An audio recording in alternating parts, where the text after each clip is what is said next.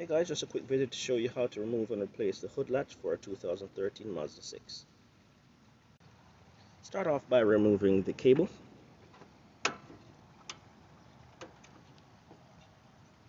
Then we undo the hood latch switch.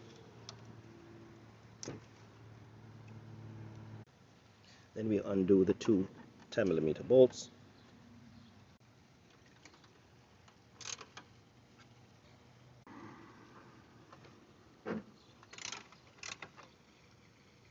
Use a zip tie to keep this bracket for the sensor in place so that it doesn't fall.